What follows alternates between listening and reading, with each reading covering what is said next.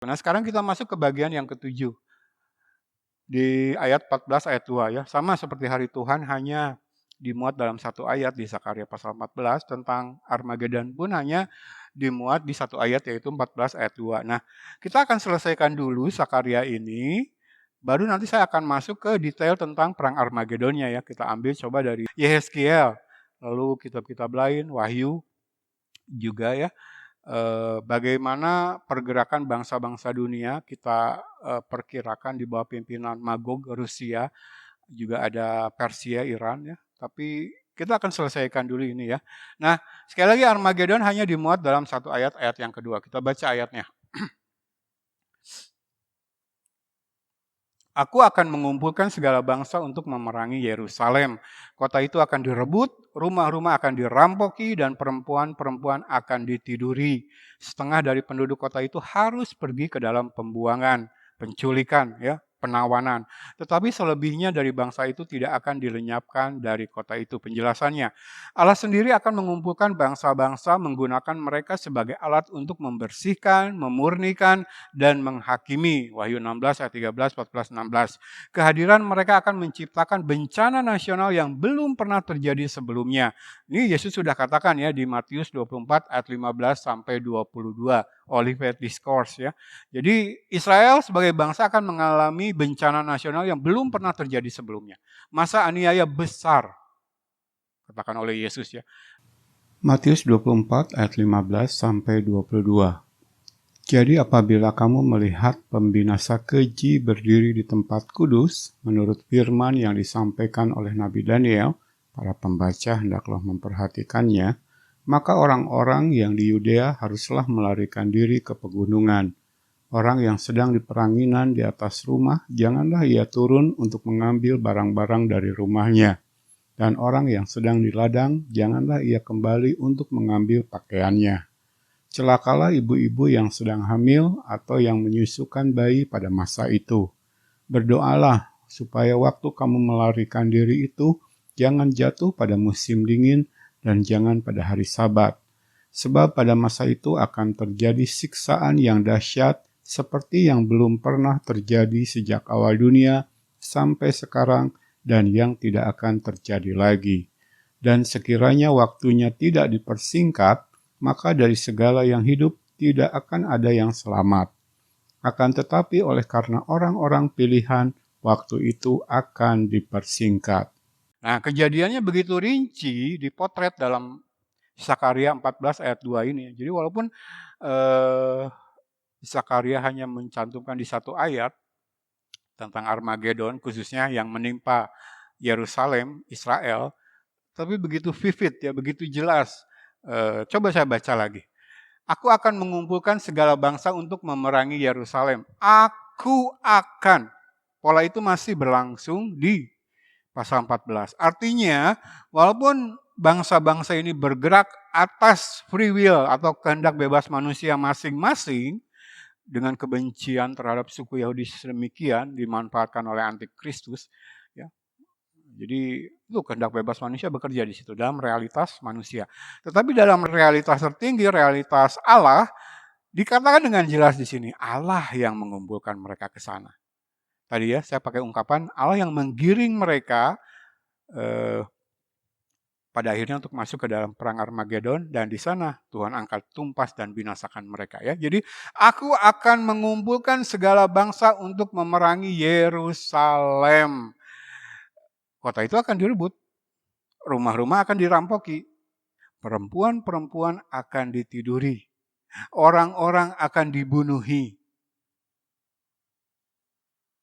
Jemaat mengingatkan ungkapan ini pada sesuatu peristiwa yang baru terjadi akhir tahun lalu. Serangan Hamas terhadap Israel 7 Oktober. Maka ketika kejadian itu saya baca di berita, saya langsung teringat Zakaria 14 ayat 2. Harusnya Israel, bangsa Yahudi sendiri, yang pasti langsung ingat. Karena perjanjian lama begitu melotok bagi mereka, terutama rabi-rabinya. Jangan-jangan ini peringatan Tuhan, bahwa sungguh peristiwa besarnya akan segera terjadi. Tuhan sudah kasih modelnya dulu gitu dalam serangan Hamas 7 Oktober tahun lalu. Kota direbut, walaupun sebagian kecil kota ya, dekat perbatasan. Rumah-rumah dirampoki, orang-orang dibunuhi, dibakar, wanita-wanita dihinakan di sana. Ada yang diculik. Ini akan terjadi nanti ya. Lebih besar lagi. Jadi seharusnya mereka yang sudah mempelajari perjanjian lama menangkap potret ini lalu membawa mereka lari kepada Tuhan ya. Oke, ini satu ayat saya cantumkan. Prosesnya menurut Yohanes dalam kitab Wahyu seperti apa ya. Wahyu 16 ayat 13, 14 lalu lompat ke ayat 16 kita baca. Dan aku melihat dari mulut naga dan dari mulut binatang dan dari mulut nabi palsu itu keluar 3 roh najis yang menyerupai katak. Itulah roh-roh setan yang mengadakan perbuatan-perbuatan ajaib dan mereka pergi mendapatkan raja-raja di seluruh dunia untuk mengumpulkan mereka guna peperangan pada hari besar yaitu hari Allah yang maha kuasa. Lompat ke ayat 16. Lalu ia mengumpulkan mereka di tempat yang dalam bahasa Ibrani disebut Har Magedon, ya. Asal usul kata perang Armageddon ini. Har itu bukit atau dataran. Magedon itu dari Megiddo nama tempatnya. Nanti kita lihat petanya. Nah, dikatakan dalam Wahyu 16 ayat 13 keterlibatan 3 sosok Trinitas najis di sini. Kita sudah belajar kan? Minggu lalu. Aku melihat dari mulut naga, ular tua. Sebutan lain kita Wahyu untuk iblis. Dan dari mulut binatang, ini binatang yang keluar dari dalam laut. Anti Kristus. Dan dari mulut nabi palsu, ini binatang yang keluar dari bumi. Jadi iblis, antikristus, dan nabi palsu, Trinitas najis, unholy trinity, terlibat dalam peristiwa ini. Ya, saya tadi sudah katakan dalam realitas manusia, bangsa-bangsa ini membenci Yahudi memang ada alasan masing-masing. Ada yang pakai alasan kemanusiaan dan sebagainya. Tetapi kita sudah belajar dari awal ketika mereka memerangi Israel, melawan Israel dalam realitas Allah, mereka melawan Allah dan yang diurapinya. Kita sudah tanamkan ini sejak pertemuan awal ya. Jadi mereka boleh memberikan pembenaran-pembenaran untuk sikap kebencian mereka terhadap suku Yahudi. Tetapi nanti pada akhirnya Allah yang mengetahui isi hati manusia, tahu pasti kepada siapa dia harus mencurahkan murkanya karena melawan Israel untuk alasan yang tidak benar. Karena pada dasarnya yang melawan Israel ini melawan Allah dan yang diurapinya. Ya, kita manusia mungkin kesulitan menilai itu.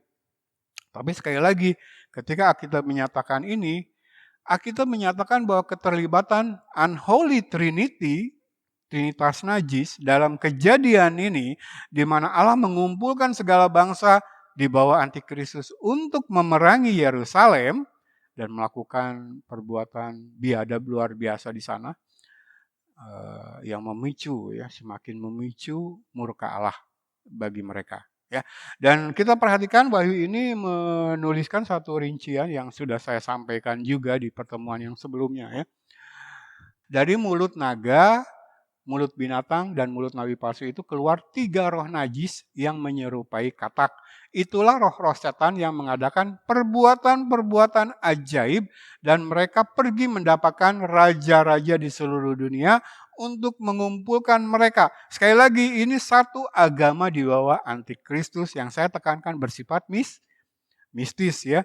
Roh najis ini kan sudah kita bahas di pasal 13 ketika Allah mengadakan pembersihan atas negeri.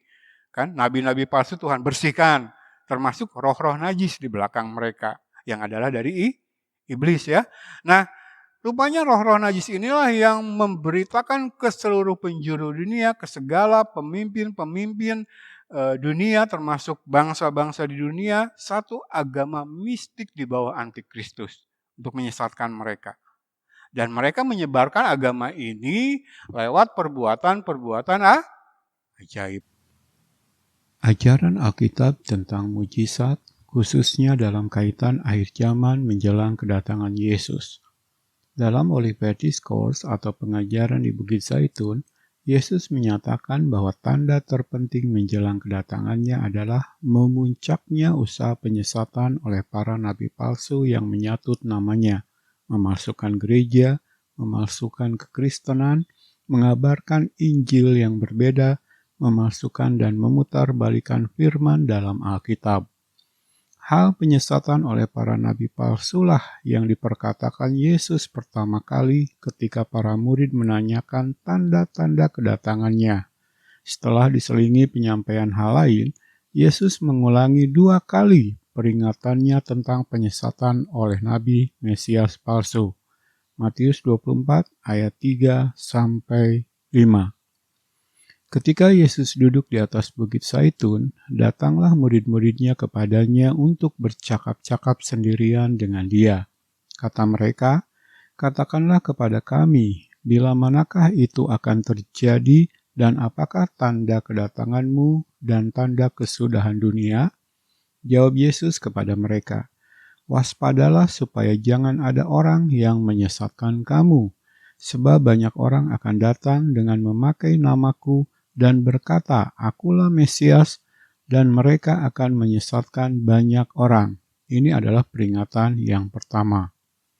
Ayat 11 dan 12. Banyak nabi palsu akan muncul dan menyesatkan banyak orang, dan karena makin bertambahnya kedurhakaan, maka kasih kebanyakan orang akan menjadi dingin. Ini peringatan yang kedua. Ayat 23-25. Pada waktu itu jika orang berkata kepada kamu, "Lihat, Mesias ada di sini," atau "Mesias ada di sana," jangan kamu percaya. Sebab Mesias-Mesias palsu dan nabi-nabi palsu akan muncul dan mereka akan mengadakan tanda-tanda yang dahsyat dan mujizat-mujizat sehingga sekiranya mungkin mereka menyesatkan orang-orang pilihan juga. Camkanlah, aku sudah mengatakannya terlebih dahulu kepadamu. Ini peringatan yang ketiga. Dalam peringatan ketiga, secara spesifik Yesus menyatakan digunakannya tanda-tanda dahsyat dan mujizat-mujizat sebagai senjata hebat para nabi palsu dalam melakukan upaya penyesatan ini. Ini adalah salah satu ciri utama agama palsu yang bersifat mistik. Begitu hebatnya senjata ini, sehingga Yesus menambahkan keterangan, sehingga sekiranya mungkin mereka menyesatkan orang-orang pilihan juga. Lihat Markus 13 ayat 22. Penyesatan ini akan menyebabkan banyak manusia menjadi murtad dan saling membenci. Ayat 10, terjadinya eskalasi kedurhakaan dan hilangnya kasih mula-mula. Ayat 12, manusia larut dan hanyut dalam kehidupan dunia yang akan lenyap. Ayat 35-39. Yesus menyatakan rahasia supaya terhindar dari kesesatan tersebut dan mendapat keselamatan, yaitu menerima berita Injil keselamatan, ayat 13 dan 14, dan tekun dalam pengajaran firman, ayat 35. Peringatan akan penyesatan atau tipu daya iblis dengan senjata tanda ajaib dan mujizat ditegaskan sebagai cara kerja iblis, antikristus, dan nabi palsu. Ini ditulis dalam 2 Tesalonika 2 mulai ayat yang ke-9. Kedatangan si pendurhaka itu adalah pekerjaan iblis dan akan disertai rupa-rupa perbuatan ajaib, tanda-tanda, dan mujizat-mujizat palsu dengan rupa-rupa tipu daya jahat terhadap orang-orang yang harus binasa karena mereka tidak menerima dan mengasihi kebenaran yang dapat menyelamatkan mereka. Lewat agama mistik dengan penekanan terhadap perbuatan ajaib, peristiwa dan hal-hal supernatural, inilah bangsa-bangsa akan dihimpun di bawah antikristus dalam perlawanan terhadap Tuhan dan yang diurapinya. Mazmur 2 ayat 1-6, untuk pada akhirnya dibinasakan pada hari Tuhan lewat perang Armagedon. Wahyu 16 ayat 13, 14, dan 16. Dalam 2 Tesalonika 2 ayat 10 di atas, sebagaimana yang Yesus katakan, kembali dinyatakan bahwa hanya orang yang menerima dan mengasihi kebenaran firman yang akan selamat. Itulah senjata rohani kita dalam menghadapi tipu daya iblis untuk bertahan sekaligus menyerang dan mengalahkannya. Efesus 6 ayat 10 sampai 20. Makanya orang Kristen yang begitu gampang terpukau dengan mujizat, yang akhirnya tentu saja yang ditekankan, kesembuhan lah, apalah gitu. Itu kalau dia tidak memiliki firman, sekali lagi senjata pertahanan buat menyerang ya, dia akan mudah. Dan dalam pengalaman pelayanan saya melihat begitu banyak orang Kristen, jemaat, karena tidak diberikan pengajaran firman yang sehat dan sistematis, begitu mengagung-agungkan mujizat. Hanya di dalam Kristus kita mampu menang atas iblis, dan dengan mengenakan seluruh perlengkapan senjata Allah, kita akan mengalahkan tipu daya iblis. Efesus 6 mulai ayat yang ke-10. Akhirnya, hendaklah kamu kuat di dalam Tuhan, di dalam kekuatan kuasa-Nya. Kenakanlah seluruh perlengkapan senjata Allah, supaya kamu dapat bertahan melawan tipu muslihat iblis, karena perjuangan kita bukanlah melawan darah dan daging, tetapi melawan pemerintah-pemerintah, melawan penguasa-penguasa, melawan penghulu-penghulu dunia yang gelap ini, melawan roh-roh jahat di udara. Sebab itu, ambillah seluruh perlengkapan senjata Allah, supaya kamu dapat mengadakan perlawanan pada hari yang jahat itu, dan tetap berdiri sesudah kamu menyelesaikan segala sesuatu. Jadi, berdirilah tegap, berikat pinggangkan kebenaran, dan berbaju sirahkan keadilan, kakimu berkasutkan kerelaan untuk memberitakan Injil damai sejahtera. Dalam segala keadaan, pergunakanlah perisai iman, sebab dengan perisai itu kamu akan dapat memadamkan semua panah api dari si jahat, dan terimalah ketopong keselamatan dan pedang roh, yaitu firman Allah, dalam segala doa dan permohonan. Berdoalah setiap waktu di dalam roh, dan berjaga-jagalah di dalam doamu itu dengan permohonan yang tak putus-putusnya untuk segala orang kudus, juga untuk aku, supaya kepadaku, jika aku membuka mulutku, dikaruniakan perkataan yang benar, agar dengan keberanian aku memberitakan rahasia Injil yang kulayani sebagai utusan yang dipenjarakan. Berdoalah supaya dengan keberanian aku menyatakannya sebagaimana seharusnya aku berbicara. Saya kasih tahu rahasia kepada jemaat. Jemaat pasti sudah tahu kalau sudah mengikuti pengajaran saya. Tahu nggak mujizat terbesar yang bisa kita peroleh dari Allah? Kelahiran kembali. Ketika kita baca Alkitab tidak mengerti, sekarang jadi mengerti. Ketika kita sama dengan hamba Tuhan ini, katanya khotbah panjang-panjang, buat apa tidak mengerti? Kita diubahkan lewat kelahiran kembali, kita menjadi haus dan lapar akan khotbah yang panjang. Dulunya kita menghindari khotbah rumit. Sedikit menuntut, memeras otak, waduh udah males-malesan kita. Pengennya ketawa-ketawa. Tapi setelah Tuhan ubahkan lewat kelahiran kembali menjadi manusia baru, ciptaan baru, dengan hati baru dan roh baru, Tuhan janji apa? Baru saya posting ya, video terakhir, catatan khotbah kita, saya sudah lengkapi. Apa di khotbah itu? Taurat Tuhan, firman Tuhan, kebenaran Tuhan, Tuhan taruh dalam batin kita, Tuhan tuliskan dalam hati kita. Artinya ada antusias, kerinduan, rasa haus dan lapar. Jadi kalau ada pembicara tamu sampai ke sini, jemaat saya rindukan seperti ini. Ayo, khotbah yang rumit sekalian. 1 jam, 1 jam setengah, kami sudah dididik oleh gembala kami. Kami haus dan lapar akan kebenaran. Yang kami inginkan adalah pengkhotbah yang naik mimbar, berani mengatakan 7 kali 6, 42. Walaupun demi itu, untuk itu dia kehilangan fasilitas duniawi. Itu yang kami inginkan. Ya seperti itu. Jadi kalau jemaat begitu gampang dipengaruhi dengan berita tentang mujizat, KKR, terjadi mujizat. KKR terjadi mujizat. KKR terjadi mujizat. Pertanyakan, apakah di sana terjadi mujizat justru yang rohani, mujizat terbesar ketika orang-orang dilahirkan kembali. Bukan sekedar tumpang tangan didoakan lalu dikatakan kamu masuk Kristen. Itu kan gaya Pentakosta karismatik penginjilan begitu kan. Mari kita doa bersama, kamu diterima dalam keluarga kerajaan Allah. Segampang itu. Lalu dibaptis. Orang-orang berebut untuk dibaptis sekedar mendapatkan satu lembar surat baptisan dan orang begitu memegang selembar surat itu dengan keyakinan bahwa dia pasti masuk surga. Yesus katakan apa? Gak berguna surat baptisan. Kalau seseorang tidak dilahirkan kembali, kalau seseorang tidak dilahirkan dari air dan roh, Tuhan berikan hati yang baru, roh yang baru, Tuhan tuliskan hukum-hukumnya dalam hati, taruh dalam batinnya, kelahiran kembali, kalau tidak itu, tidak masuk kerajaan Allah. Walaupun kita punya 1000 lembar surat baptisan kita tumpuk di rumah.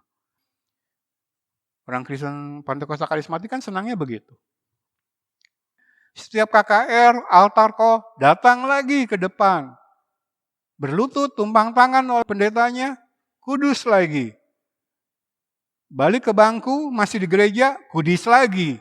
Minggu depan KKR lagi, senang. Kalau udah ada pengumuman, kita akan mengadakan KKR. Senang. Lalu kita akan undang pembicara, pembicara terkenal yang videonya di YouTube memiliki jutaan penonton. Padahal pembicara ini mengajarkan 7 kali 6, 43 ya. Oke, jadi nanti roh najis yang sama menjadi kekuatan kuasa di balik nabi-nabi palsu, bahkan masuk ke gereja, ke mimbar-mimbar, menyampaikan ajaran palsu, menggiring Kristen hanya label, tapi sebenarnya agama antikristus, ya, mistik. Dan lewat satu agama inilah, sekali lagi saya ulang, antikristus menguasai politik, militer, budaya dulu ya dihajar. Karena agamanya sudah agama palsu, budaya sesat gampang masuk, politik, militer, lalu finansial. Ya. Nah, Tuhan yang mengumpulkan mereka dihimpun di suatu tempat yang disebut Harmagedon. Poin terakhir, ini adalah klimaks dari waktu kesusahan bagi Yakub. King James Version menuliskan the time of Jacob's trouble. NASB menuliskan sebagai the time of Jacob's distress. Yeremia 30 ayat 5-7 jemaat baca sendiri di rumah. Jadi kalau belajar teologi Kristen nanti akan mengenal dengan satu ungkapan yang cukup terkenal yaitu the time of Jacob's trouble, ya, waktu kesusahan bagi Yakub. Itu menunjuk kepada masa aniaya besar 3,5 tahun. Masa kekuasaan antikristus di mana antikristus diizinkan Tuhan berkuasa. Oke, saya kira saya selesaikan dulu sampai di sini minggu ini. Nah, kita akan masuk bagian ini mulai minggu depan. Sekali lagi ini adalah waktu-waktu kesempatan untuk kita bertobat, berbalik kepada Allah, menikmati indahnya persekutuan dengan Tuhan Yesus Kristus. Dan satu saat nanti persekutuan itu akan paripurna. Yesus katakan dalam Yohanes 14, di mana aku ada, di situ kamu ada. Di mana Yesus ada, di situ kita ada. Di mana Tuhan kita, Raja kita, Juru Selamat kita ada, di situ kita ada. Bukan sehari 2 hari, bukan seminggu 2 minggu, bukan setahun 2 tahun, bukan 100-200 tahun, tapi untuk selamanya dalam kebahagiaan kekal. Amin. Tuhan Yesus memberkati. Bu Gembala berdoa.